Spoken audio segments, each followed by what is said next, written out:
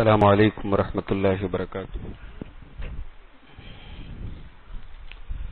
الحمد للہ رب العالمین والصلاة والسلام علی سید الانبیاء والمرسلین وعلی آلہ وصحبہ اجمعین، اما بعد. محترم حضرات، رمضان میں جو ہم نیک کام کرتے ہیں اس میں سے ایک اہم کام ہے کسی روزے دار کو روزہ افطار کرانا. آج کے درس میں ہم حدیثوں کی روشنی میں اور قرآن کی آیتوں کی روشنی میں کسی روزے دار کو روزہ کرانے یا افطار کرانے کا جو ثواب ہے، جو فضیلت ہے، اس کو 20 پوائنٹس میں آپ کے سامنے انشاءاللہ بیان کریں گے. کسی روزے دار کو روزہ کرانے کے 20 اس کی فضیلتیں ہیں، 20 طریقے کا ثواب ہے. نمبر 1، سب سے پہلا ثواب کسی روزے دار کو افطار کرانے کا، اللہ کے نبی صلی اللہ علیہ وسلم فرماتے من فطر صائما او جہز غازیا فلہ مثل اجری. جو کسی روزے دار کو افطار کراتا ہے یا کسی غازی کو، کسی مجاہد کو اللہ کی راہ میں جو جہاد کرنے جا رہا ہے اس کو تیار کرتا ہے، یعنی اس کے تیاری میں جو بھی سپورٹ ہوتا ہے سپورٹ کرتا ہے، یہ دو کام جو کرتا ہے فلہ مثل اجری، تو اس کو اس مجاہد کے برابر ثواب ملتا ہے اور اس کو اس روزے دار کے برابر ثواب ملتا ہے. آپ نے کسی روزے دار کو روزہ افطار کرایا تو اس کو جو ثواب ملا روزے کا، اس کے ثواب میں کوئی کٹوتی نہیں ہوگی، اس کو تو اس کا ثواب ملے گا اور اتنا ہی ثواب آپ کو ایکسٹرا ملے گا. یہ اس عمل کی فضیلت ہے. نمبر 2، افطار کرانے کی دوسری فضیلت یہ ہے کہ اللہ تعالیٰ نے قرآن مجید کے 29ویں پارے میں اپنے نیک بندوں کی جو صفات بیان کی ہیں اس میں سے ایک صفت یہ بھی ہے. اللہ فرماتا ہے ان الابرار یشربون من کأس کان مزاجها کافورا. میرے نیک بندے جنت میں جنت کی جو اسپیشل شراب ہوگی وہ پیئیں گے. ان نیک بندوں کی ایک صفت یہ بھی ہوگی وَيُطْعِمُونَ الطَّعَامَ، کہ وہ کھانا کھلاتے ہیں. وہ کھانے سے ان کو محبت ہے، مال سے محبت ہے، مگر وہ دوسروں کو کھانا کھلاتے ہیں، مسکین کو، یتیم کو، قیدی کو، اللہ کی رضا کے لیے. تو پتہ یہ چلا کہ کھانا کھلانا کسی کو یہ ابرار کی، نیک لوگوں کی صفت ہے. اور ظاہر سی بات ہے کہ افطار کرانا بھی کھانا کھلانے میں شامل ہے. نمبر 3، تیسری فضیلت افطار کرانے کی یہ ہے کہ قیامت کے دن 2 گروپ ہوں گے. ایک گروپ ہوگا اصحاب المیمنہ کا اور ایک گروپ ہوگا اصحاب الشمال کا. ایک رائٹ ہینڈ والا، ایک لیفٹ ہینڈ والا. رائٹ ہینڈ والے کامیاب ہوں گے، لیفٹ ہینڈ والے ناکام ہوں گے. تو اللہ تعالیٰ نے قرآن کے 30ویں پارے میں رائٹ ہینڈ والے اصحاب المیمنہ کی ایک تعریف بیان کی ہے، ایک ان کی صفت بیان کی ہے او اطعام فی یوم ذی مسغبہ، کہ رائٹ ہینڈ والے ضرورت مند کو کھانا کھلاتے ہیں. ظاہر سی بات ہے کہ افطار کرانا کھانا کھلانے میں شامل ہے، اس لیے یہ فضیلت بھی افطار کرانے والے کو شامل ہے. نمبر 4، سب سے بہترین لوگوں کی جو صفت ہوتی ہے اس میں سے ایک صفت یہ بھی ہے کھانا کھلانا. اللہ کے نبی صلی اللہ علیہ وسلم فرماتے خیارکم من اطعم الطعام، تم میں بہترین انسان وہ ہے جو کھانا کھلائے. یہ صحیح حدیث ہے. نمبر 5، ایک مسلمان کے چہرے پر خوشی لانا یہ بھی بہت بڑی نیکی ہے. اللہ کے نبی صلی اللہ علیہ وسلم فرماتے ہیں من افضل الاعمال ادخال السرور علی المومن. بہت بڑی نیکی یہ ہے کہ تم اپنے مومن بھائی کے چہرے پر خوشی لاؤ. تقضی عنہ دینا، اس کا کوئی قرضہ تم ادا کر دو. تقضی لہو حاجہ، یا اس کی کوئی ضرورت پوری کر دو. تنفس لہو کربہ، یا اس کی کوئی مصیبت دور کر دو. یہ اللہ کے رسول کی صحیح حدیث ہے. تو ظاہر سی بات ہے کہ آپ نے اگر کسی مومن کو افطار کرایا تو یہ بھی اس کو خوش کرنے کا ایک طریقہ ہے اور یہ بھی بہت بڑی نیکی ہے. نمبر 6، پیاسوں کو پانی پلانا یہ مغفرت کا سبب ہے. اللہ کے نبی صلی اللہ علیہ وسلم کی صحیح حدیث ہے، بخاری اور مسلم کی روایت ہے کہ ایک کتا جا رہا تھا اور انتہائی پیاسا تھا، پیاس سے مر رہا تھا. اچانک وہاں سے ایک زناکار عورت کا گزر ہوا، ایک زانیہ عورت کا، ایک ویشیہ عورت کا گزر ہوا، اور اس عورت نے اپنا موزہ اتارا اور موزے کو اتار کے کنویں کے اندر موزے میں پانی نکالا اور کتے کو پانی پلایا. ایک پیاسے کتے کو پانی پلانے کی وجہ سے اللہ تبارک و تعالیٰ نے اس عورت کی مغفرت کر دی. تو ظاہر ہے کہ اگر ایک پیاسے کتے کو پانی پلانے پر اللہ تبارک و تعالیٰ مغفرت کا پروانہ دے رہا ہے، تو ایک انسان کو، ایک مومن کو، اور وہ بھی روزے دار کو آپ افطار کرائیں گے، اس کو پانی پلائیں گے، اس کی پیاس کو بجھائیں گے، تو کتنی بڑی فضیلت آپ کو ملے گی۔ نمبر 7، افطار کرانا ایک ایسی نیکی ہے جس کا ثواب اللہ تبارک و تعالیٰ کے یہاں بہت بڑھایا جا سکتا ہے۔ اللہ کے رسول صلی اللہ علیہ وسلم فرماتے ہیں، من تصدق بعدل تمرۃ، اگر کوئی اللہ کی راہ میں ایک کھجور بھی صدقہ کرتا ہے، من کسب طیب، پاک کمائی سے، ولا يقبل اللہ الا الطیب، اور اللہ تعالیٰ پاک کمائی کو ہی پسند کرتا ہے، فإن اللہ یتقبلہ بیمینہ، تو اللہ تعالیٰ اس کے اس صدقے کو اپنے داہنے ہاتھ سے قبول کرتا ہے۔ اس کا مطلب یہ ہوا کہ اللہ تعالیٰ کے دو ہاتھ ہیں اور دونوں ہاتھ اللہ تعالیٰ کے داہنے ہیں۔ اللہ تعالیٰ کا ہاتھ کیسا ہے ہمیں نہیں معلوم، اس کی کیفیت ہمیں نہیں معلوم، لیکن اللہ تعالیٰ کا ہاتھ ہے، اور دو ہاتھ کا ثبوت ہے قرآن و حدیث سے، اور دونوں ہاتھ داہنے ہیں اللہ تبارک و تعالیٰ کے، اور ہاتھ کیسے ہیں یہ ہمیں نہیں معلوم۔ تو اللہ تعالیٰ اپنے داہنے ہاتھ سے اس صدقے کو قبول کرتا ہے، ثم یربیھا لصاحبہ، اور پھر جس نے صدقہ کیا ہے اس کے لیے اللہ تعالیٰ اس کے ثواب کو بڑھاتا ہے۔ کیسا بڑھاتا ہے؟ کما یربی احدکم فلوبہ، جیسے کوئی انسان اونٹ کا بچہ پالتا ہے، اس بچے کو شوق سے بڑھاتا ہے، ایسے اللہ تبارک و تعالیٰ اس صدقے کو بڑھاتا ہے، حتی تکون مثل الجبل، یہاں تک کہ ایک کھجور کے برابر جو صدقہ ہم کرتے ہیں اللہ تعالیٰ اس کو پہاڑ کے برابر کر دیتا ہے۔ تو اس حدیث سے یہ پتہ چلا کہ کھجور کے برابر بھی کیا جانے والا صدقہ پہاڑ کے برابر ہو جاتا ہے۔ ظاہر سی بات ہے کہ آپ نے ایک روزے دار کو اگر ایک کھجور بھی کھلائی ہے تو اللہ تبارک و تعالیٰ اس کو پہاڑ کے برابر کر سکتا ہے۔ نمبر 8، افطار کرانا یہ آپس میں محبت بڑھانے کا ایک سبب ہے۔ اللہ کے رسول کی حدیث ہے مسلم شریف کے اندر کہ تم لوگ مومن نہیں ہو سکتے جب تک ایک دوسرے سے محبت نہ کرو۔ ظاہر سی بات ہے کہ آپ افطار کرائیں گے، اپنے دوستوں کو، اپنے خاص لوگوں کو بلائیں گے، اس سے آپس میں محبت بڑھے گی۔ تو جس محبت کی وجہ سے انسان جنت میں جس کے بغیر نہیں جا سکتا، اس کا ایک طریقہ یہ بھی ہے کہ آدمی افطار کرائے۔ نمبر 9، اللہ کے رسول صلی اللہ علیہ وسلم سے پوچھا گیا، ای الاسلام خیر، اے اللہ کے نبی کون سا اسلام سب سے بہتر ہے، یعنی اسلام کے اندر کون سا عمل سب سے بہتر ہے؟ آپ نے فرمایا، تطعم الطعام، کھانا کھلاؤ، وتقرأ السلام لمن عرفت وعلی من لا تعرف، جس کو پہچانتے ہو اس کو بھی سلام کرو، جس کو نہیں پہچانتے اس کو بھی سلام کرو۔ یعنی اسلام کے بہترین اعمال میں سے ایک عمل یہ ہے کہ انسان لوگوں کو کھانا کھلائے۔ اب یہاں کھانا کھلانے سے مراد صرف بھوکے لوگوں کو کھانا کھلانا نہیں ہے، انسان اگر دعوت دیتا ہے یا افطار کی دعوت دیتا ہے تو وہ بھی اس کھانا کھلانے میں شامل ہے۔ نمبر 10، حضرت ابو شریح رضی اللہ تعالیٰ عنہ ایک صحابی ہیں، انہوں نے اللہ کے نبی سے پوچھا، ہے اللہ کے نبی مجھے کوئی ایسا عمل بتائیے کہ اگر میں وہ عمل کروں تو میں جنت میں چلا جاؤں۔ تو اللہ کے نبی نے فرمایا، طیب الکلام، بولو تو اچھا بولو، بات کرو تو اچھی بات کرو، وبذل السلام، اور سلام کو پھیلاؤ، واطعام الطعام، اور کھانا کھلاؤ۔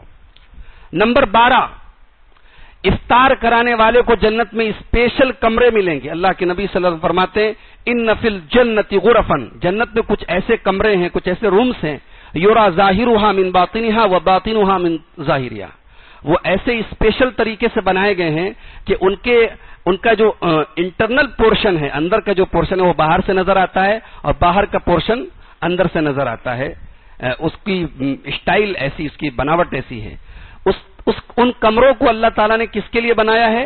لمن الان الکلام، جو نرمی سے بات کرتا ہے، واطعم الطعام، اور کھانا کھلاتا ہے، وتابع الصیام، اور کنٹینیو روزہ رکھتا ہے۔ یہاں روزے سے مراد نفل روزہ ہے، یعنی نفل روزہ کئی ایک لگاتار رہتا ہے۔ وصلی باللیل والناس نیام، اور رات کو جب لوگ سو رہے ہوتے ہیں تو تہجد کی نماز پڑھتا ہے۔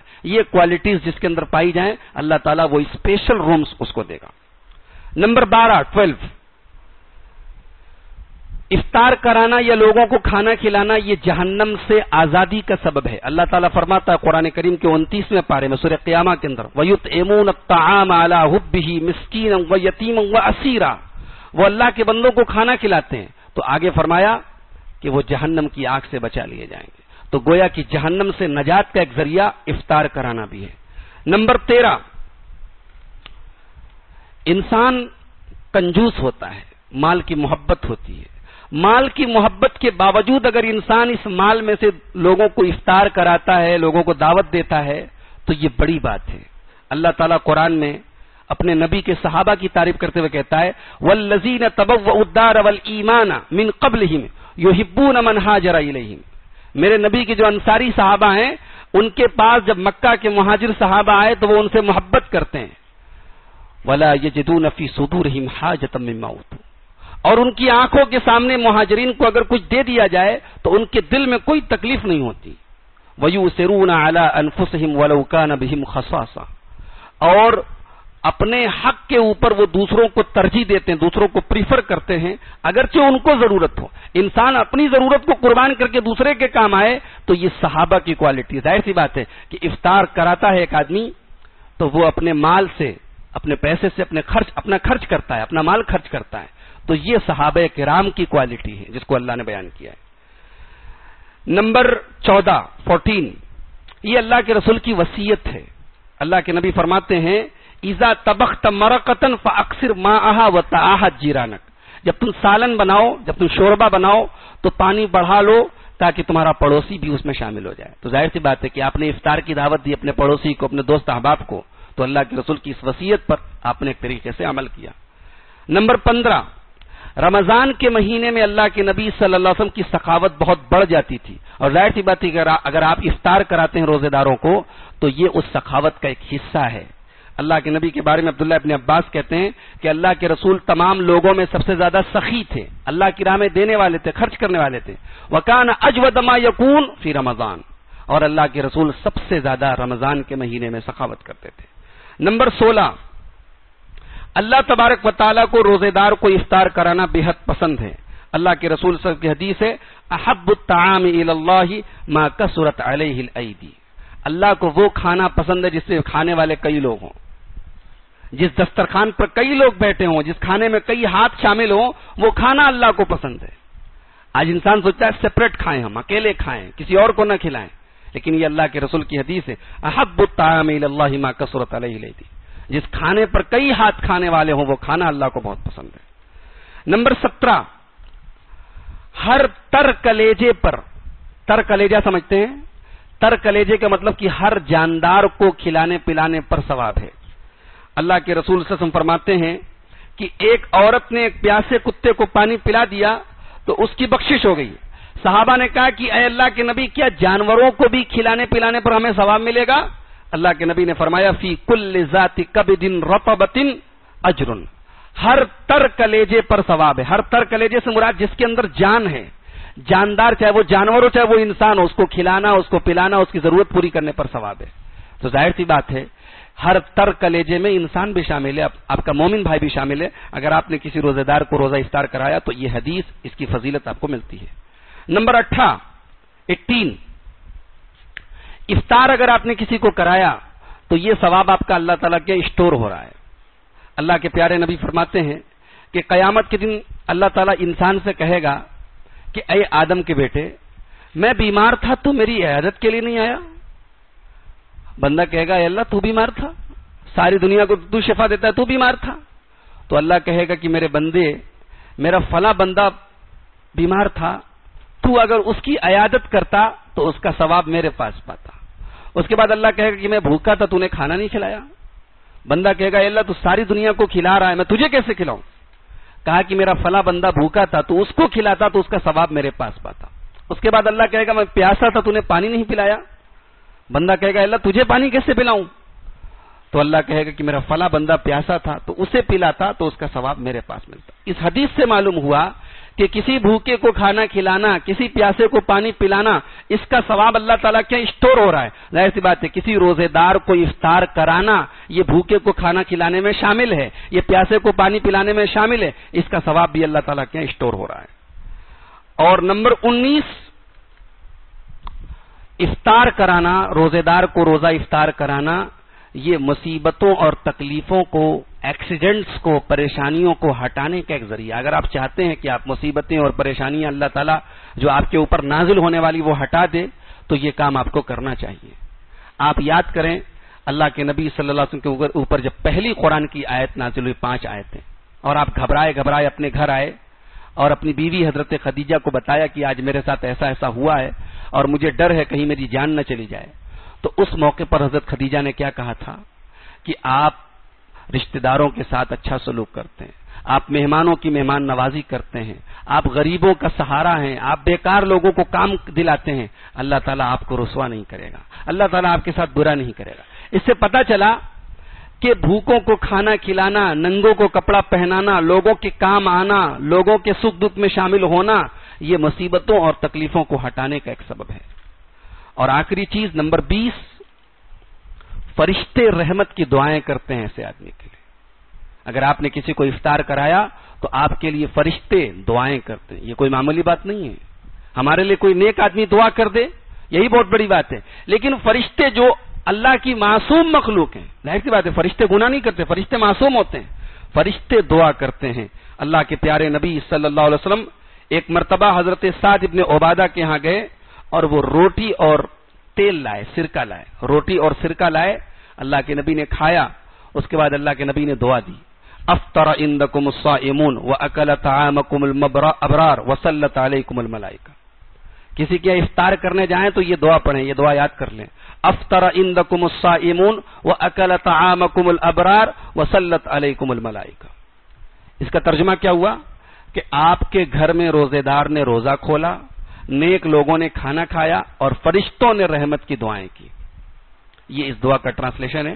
یہ دعا اللہ کے نبی صلی اللہ علیہ وسلم نے ہمیں سکھائی ہے، اور یہ دعا بتا رہی ہے کہ افطار کرانے والے کے لیے فرشتے دعائیں رحمت کرتے ہیں۔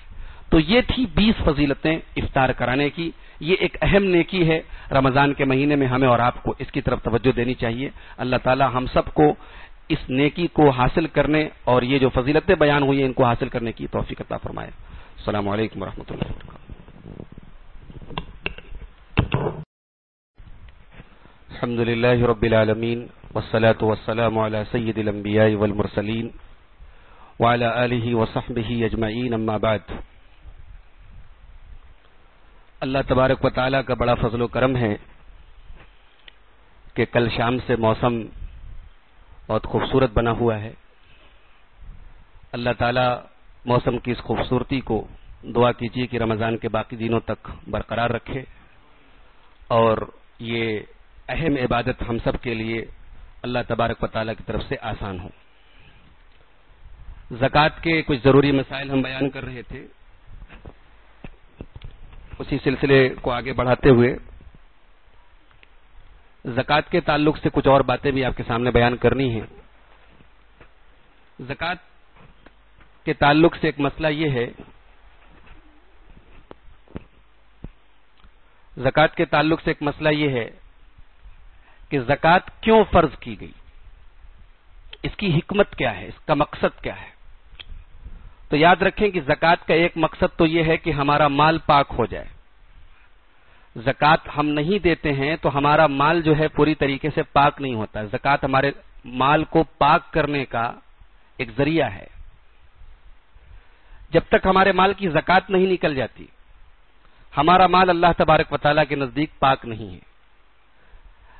اور یہی وجہ ہے کہ کئی ایسے واقعات ہوئے ہیں کہ زکوٰۃ دینے کے بعد مال کی حفاظت اللہ تعالیٰ کی طرف سے ہوئی ہے۔ میں بنارس کا ایک واقعہ آپ کو بتانا چاہتا ہوں۔ بنارس کے ایک صاحب کا ساڑی کا کاروبار تھا، کشمیر میں وہ کام کرتے تھے۔ کشمیر میں وہ مال لے کے جاتے تھے، ساڑی لے کے جاتے تھے، وہیں بیچتے تھے۔ تو ایک فراڈ آدمی، جھوٹا آدمی ان کے ساتھ کشمیر کے ہوٹل میں کمرے میں رہنے لگا۔ تو سیدھے سادے آدمی تھے، انہوں نے بھروسہ کر لیا اس آدمی کے اوپر۔ وہ آدمی ان کا لاکھوں کا مال لے کے غائب ہو گیا۔ انہوں نے پولیس میں کمپلینٹ کی، آج سے 30 سال پہلے کی بات میں بتا رہا ہوں آپ کو۔ انہوں نے وہاں کشمیر میں پولیس کو کمپلینٹ کی تو پولیس والے نے یہ کہا کہ چچا جان یہ آپ کا مال پتہ نہیں چور کہاں لے کے گیا ہے، ملے گا نہیں ملے گا۔ تو ان حاجی صاحب کی زبان سے ایک جملہ نکلا کہ انسپکٹر صاحب میں اپنے مال کی زکوٰۃ دے چکا ہوں، مجھے یقین ہے میرا مال برباد نہیں ہوگا۔ اور اللہ تبارک و تعالیٰ نے ان کے اس یقین کی ایسی لاج رکھی کہ پولیس نے فوراً جو ہے ناکہ بندی کر دی، اور وہ چور جو تھا وہ مال لے کے جا رہا تھا، کشمیر کے باہر جا رہا تھا، اس کی گاڑی پکڑی گئی اور سارا مال پورا 100% برآمد ہوا۔ تو زکوٰۃ ہمارے مال کی حفاظت کا ایک ذریعہ ہے میرے بھائیوں۔ ہم یہ سمجھتے ہیں کہ ہم 100 روپے میں 2.5 روپیہ دے دیں گے تو ہمارا مال کم ہو جائے گا، وہ کم نہیں ہوگا، وہ کئی 100 گنا زیادہ ہمارے مال میں برکت کا سبب بنے گا۔ زکوٰۃ کا دوسرا مقصد ہے سماج کے غریب طبقے کی، فقیر طبقے کی، ضرورت مند طبقے کی مدد ہو۔ زکات کا تیسرا مقصد یہ ہے کہ انسان کے نفس کے اندر، انسان کے دل کے اندر جو مال کی محبت ہوتی ہے، جو بخیلی ہوتی ہے، جو کنجوسی ہوتی ہے، اس سے انسان کا نفس پاک ہو جائے۔ اور زکات کا چوتھا مقصد یہ ہے کہ مال اللہ تبارک و تعالیٰ کی ایک عظیم نعمت ہے، اس نعمت پر ہم اللہ کا شکر ادا کریں، تو اس شکر ادا کرنے کا ایک طریقہ زکات ہے۔ ایک مسئلہ یہ پیدا ہوتا ہے کہ زکات چھپا کر دینا بہتر ہے یا ظاہر کر کے دینا بہتر ہے؟ تو یاد رکھیے کہ زکات جو ہے یہ چھپا کر کے دینا یہ زیادہ افضل ہے۔ زکات ہے یا عام صدقہ اور خیرات ہے، یہ چھپا کر دینا چاہیے، اس لیے کہ اللہ کے رسول صلی اللہ علیہ وسلم نے بخاری شریف اور مسلم شریف کی وہ حدیث، بڑی مشہور حدیث ہے، جس میں آپ نے 7 لوگوں کو قیامت کے دن عرش کا سایہ ملے گا، اس میں ایک وہ آدمی ہوگا، آپ نے فرمایا وَرَجُلٌ تَصَدَّقَ بِصَدَقَةٍ فَأَخْفَاهَا، وہ آدمی جس نے اللہ کی راہ میں صدقہ کیا ہو، زکات دی ہو اور چھپا کر کے دی ہو، حتی لا تعلم شمالہ ما تنفق یمینہ، اتنا چھپا کر کے دی ہو کہ بائیں ہاتھ کو پتہ نہ ہو کہ دائیں ہاتھ نے کیا خرچ کیا، لیفٹ ہینڈ کو پتہ نہ ہو کہ رائٹ ہینڈ نے کیا خرچ کیا، یعنی اتنا چپکے سے، اتنا سیکرٹ طریقے سے آدمی دے۔ لیکن زکات مصلحتاً، اگر کسی ایسی سوسائٹی میں ہم رہتے ہیں جہاں زکات نہیں دیتے ہیں لوگ، تو ایسی سوسائٹی میں ہم ظاہر بھی کر کے زکات دے سکتے ہیں، کوئی حرج کی بات نہیں ہے۔ اس سے یہ میسج جائے تاکہ وہ لوگ جو زکات نہیں دیتے ہیں وہ زکات دیں، ان کو شوق دلانا، ان کے دل میں رغبت اور دلچسپی پیدا کرنے کے لیے زکات اوپنلی بھی دی جا سکتی ہے۔ اللہ تعالیٰ نے سورہ بقرہ کی آیت نمبر 274 میں فرمایا الذین ينفقون اموالهم باللیل والنہار سرا وعلانیۃ فلہم اجرہم عند ربہم، یعنی جو لوگ زکات یا صدقات کو چھپا کر کے دیتے ہیں اور کھل کر کے دیتے ہیں، سب کے لیے اللہ تبارک و تعالیٰ کے یہاں ثواب تیار ہے۔ ایک مسئلہ یہ ہے کہ اگر کوئی آدمی زکات دیتا ہے اور جس کو زکات دیتا ہے بعد میں احسان جتاتا ہے کہ میں نے تم کو زکات دی تھی، تو کیا احسان جتانا جائز ہے؟ ناجائز ہے، اور زکات یا صدقہ اور خیرات کے بعد احسان جتانے سے آپ کا وہ صدقہ برباد ہو جاتا ہے۔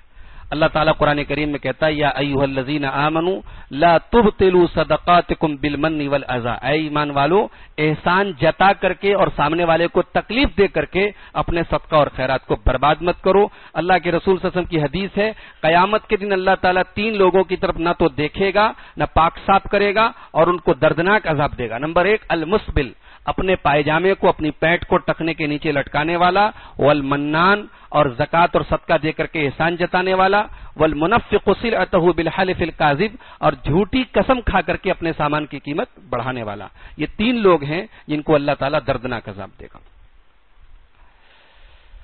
دیکھیے، اگر آپ کو اللہ تعالیٰ نے اس لائق بنایا ہے کہ آپ زکات دیتے ہیں تو اس پر بہت زیادہ اترانے کی یا غرور کرنے کی ضرورت نہیں ہے۔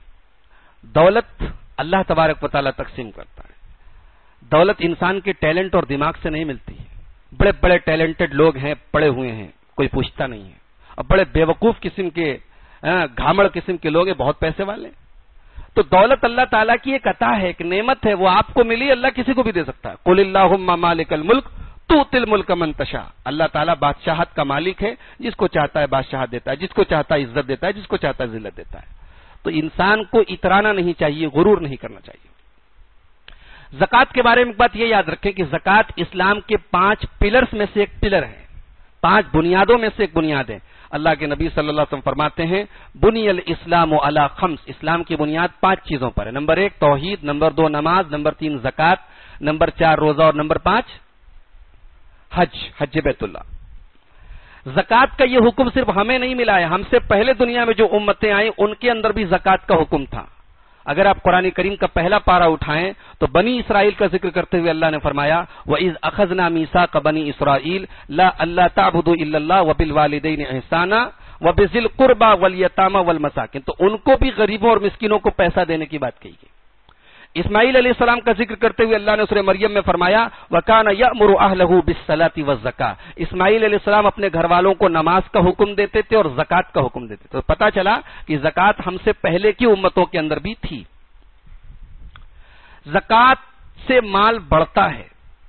اللہ تعالیٰ قرآن کریم میں کہتا ہے وَمَا آتَيْتُم مِّن زَكَاةٍ تُرِيدُونَ وَجْهَ اللَّهِ فَأُولَٰئِكَ هُمُ الْمُضْعِفُونَ، تم اللہ کی راہ میں جو بھی زکات دیتے ہو اس سے مال بڑھتا ہے. اور اللہ کے رسول صلی اللہ علیہ وسلم کی حدیث ہے ما نقصت صدقۃ من مال, صدقہ دینے سے مال کم نہیں ہوتا ہے. وما زاد اللہ عبدا بعفو الا عزا, اور آدمی جب کسی کو معاف کر دیتا ہے تو اس کی نظر میں اس کی عزت اور بڑھ جاتی ہے. وما تواضع احد للہ الا رفعہ اللہ, اور جب بندہ اللہ تعالیٰ کے لیے اپنے آپ کو گراتا ہے, اپنے آپ کو حقیر سمجھتا ہے, تو اللہ اس کو اور اونچا مقام دیتا ہے. زکات نہ دینے کا گناہ کیا ہے؟ اللہ تعالیٰ نے سورہ توبہ کے اندر فرمایا والذین یکنزون الذهب والفضة ولا ينفقونها في سبيل الله فبشرهم بعذاب الیم. جو لوگ اپنے سونا اور چاندی کی زکات نہیں دیتے ہیں اور اپنی تجوری میں رکھتے ہیں, اے نبی آپ ان کو عذاب علیم کی, دردناک عذاب کی بشارت سنا دیجئے. یوم یحمى علیہا فی نار جہنم, ان کے سونے چاندی کے زیورات کو جہنم کی آگ میں تپایا جائے گا. فتقوی بہا جباہم, ان کی پیشانیوں کو داغا جائے گا. وجنوبہم, ان کے پہلوؤں کو داغا جائے گا. وظہورہم, اور ان کی پیٹھ کو داغا جائے گا, اور کہا جائے گا ھذا ما کنزتم لانفسکم فذوقوا ما کنتم تکنزون.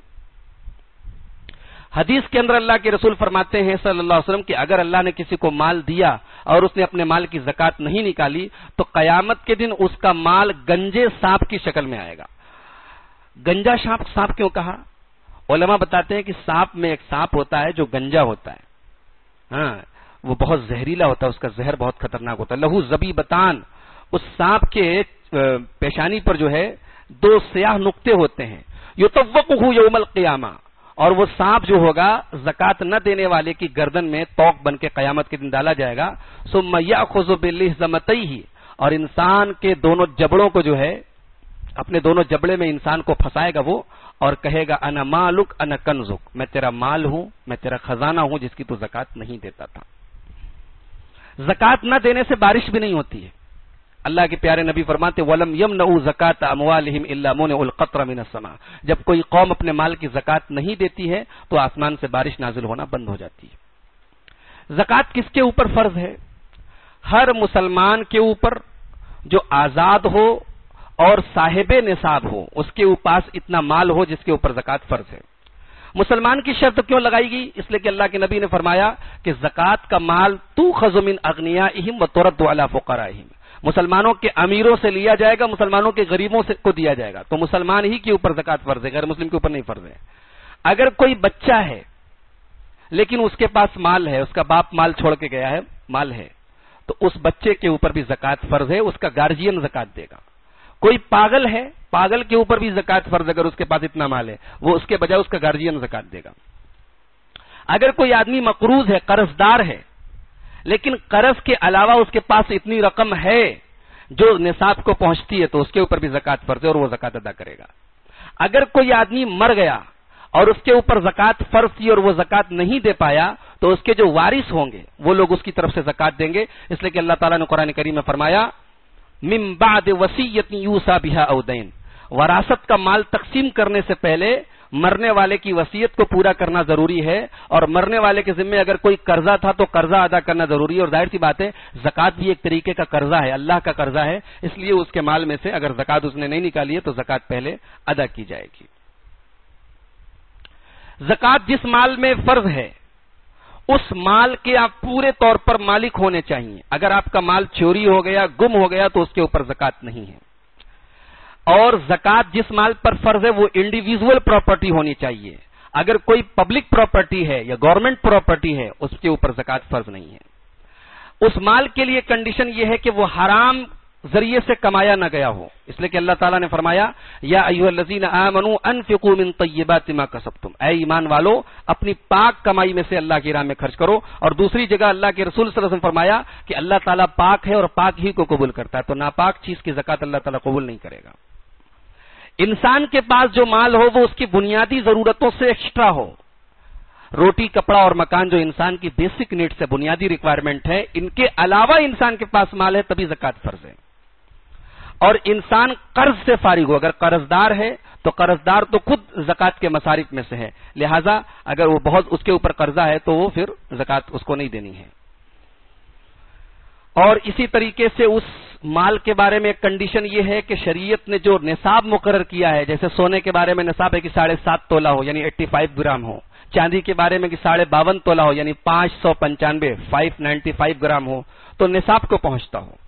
ایک کنڈیشن یہ ہے کہ اس مال کے اوپر سال پورا ہو چکا ہو، اگر 1 سال گزرنے کے پہلے آپ نے مال خرچ کر دیا تو زکوٰۃ فرض نہیں ہے۔ سونا چاندی کے علاوہ دیگر جو جواہرات ہیں، ہیرے جواہرات، اس میں زکوٰۃ نہیں ہے۔ ذاتی سامانوں پر زکوٰۃ نہیں ہے، پالتو جانوروں پر زکوٰۃ نہیں ہے، آلات تجارت جیسا کہ میں بتا چکا ہوں کہ مشین وغیرہ پہ فیکٹری اگر ہے تو اس کے اوپر زکوٰۃ نہیں ہے۔